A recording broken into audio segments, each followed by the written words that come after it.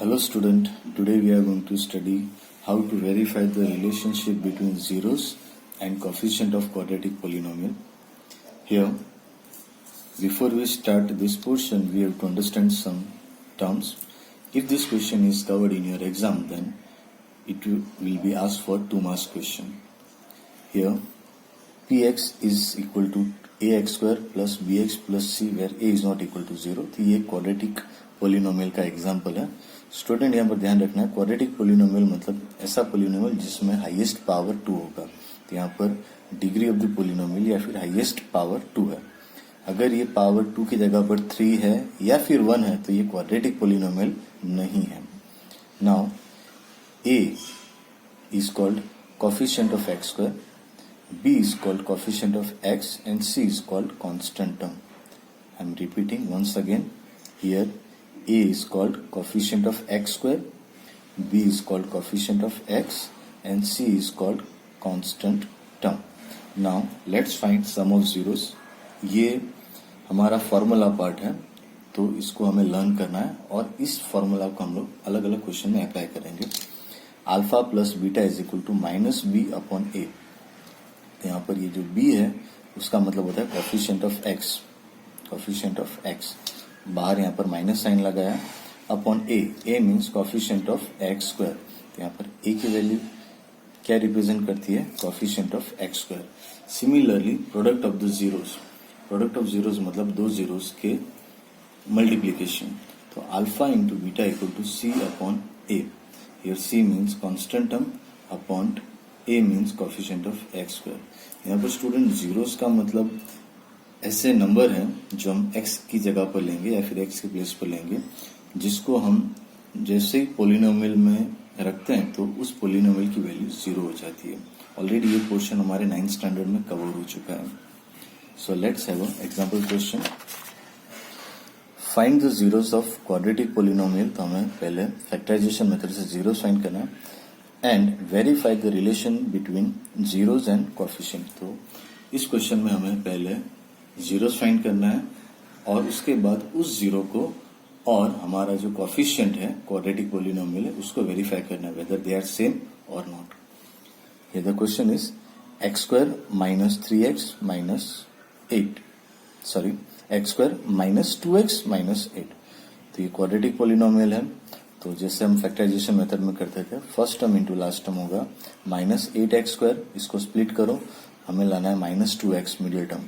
तो हम लोग माइनस 4x और 2x की हेल्प से मिडिल टर्म माइनस 2x ले आएंगे. तो x square minus 4x plus 2x minus 8. अगर स्टूडेंट्स आपके फैक्टर्स बहुत अच्छे हैं तो आप ये क्वेश्चन बहुत इजीली कर सकते हो. तो एक्स स्क्वायर माइनस 4x, तो फर्स्ट टू टर्म में से हम लोग x कॉमन ले सकते हैं. x in bracket x minus 4, 2x minus 8 इनमें से हम लोग 2 कॉमन ले सकते हैं. तो 2 इन ब्रैकेट x माइनस 4. तो हमारे पास दो फैक्टर हो गए x minus 4, x plus 2. On comparing these factors with 0, x minus 4 equal to 0 तो x हो जाएगा 4, x प्लस 2 इक्वल टू 0 तो x हो जाएगा by taking this plus 2 on opposite side minus 2. Okay, so our zeros are 4 and minus 2. तो हमारा first part हो गया that zeros are 4 and minus 2. अब इसको कोएफिशिएंट और जीरो को हमें वेरीफाई करना है. तो हमारा जो फॉर्मूला था सम ऑफ जीरोस के लिए, सम ऑफ जीरो, तो इन दोनों के हमें सम फाइंड करना है 4 एंड माइनस 2. तो 4 प्लस माइनस 2 होता है 2. अब इस 2 को हम लोग इस फॉर्म में भी लिख सकते हैं minus in bracket minus 2 upon 1. Meaning वही रहता है 2 अपॉन 1 लिखो या फिर minus in bracket minus 2 upon 1 लिखो. ये हो गया 2 ओनली.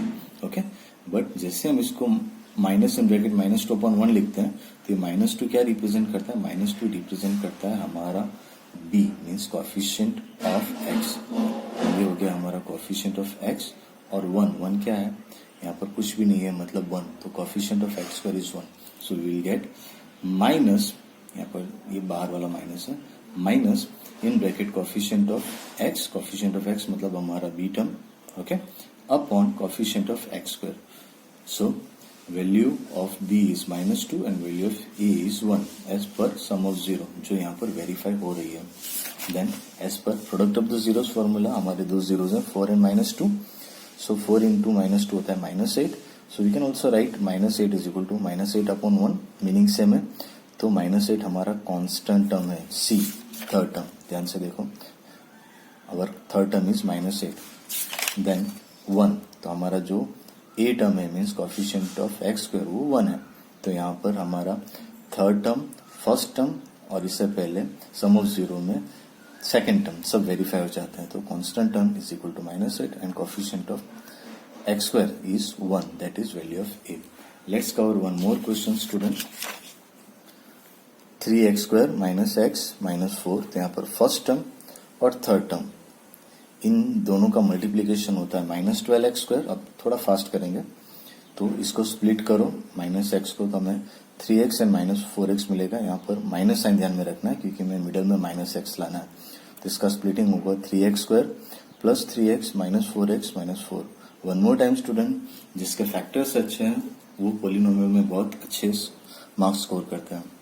तो इन दो टर्म में से हम कॉमन लेंगे तो 3x in bracket x plus 1, इन दो टर्म में से -4 कॉमन लेंगे तो x प्लस 1। तो हमारे दो फैक्टर हो गए x प्लस 1, 3x माइनस 4।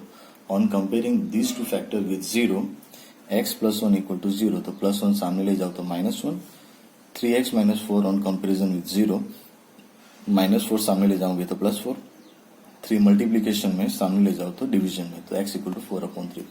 तो हमारे दो जीरोज हैं -1 एंड 4/3, तो हमारे जीरोज आ गए -1 एंड 4/3। नाउ हम इसको कोफिशिएंट के साथ कंपेयर कर रहे हैं, तो उसके लिए हमें सम ऑफ जीरोज में इसकी वैल्यू पुटअप करनी पड़ेगी। सम ऑफ जीरो मतलब इन दोनों जीरोज का टोटल करना है, -1 plus 4/3। So on taking LCM 3 multiplied by -1 -3 plus 4/3, तो -3 प्लस 4, तो 4 में से छोटा नंबर 3 माइनस करो तो 1 आ गया, 1/3। अगर आप ध्यान से देखोगे तो ये 1/3 को हम माइनस इन ब्रैकेट -1/3 के फॉर्म में भी लिख सकते हैं। Why? Because we are converting the given number in terms of -b/a formula.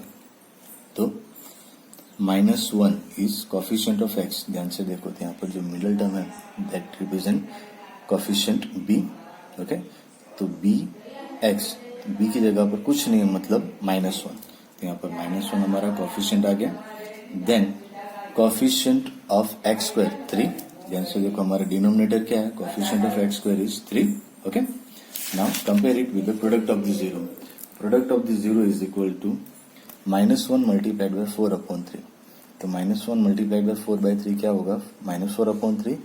Now -4/3 if you observe carefully, तो हमारा third term that is constant term क्या है, -4, तो हमारा c क्या आ गया, -4 और 3, that means coefficient of x square, तो ऑलरेडी वो 3 कवर हो चुका है, that coefficient of x square is 3।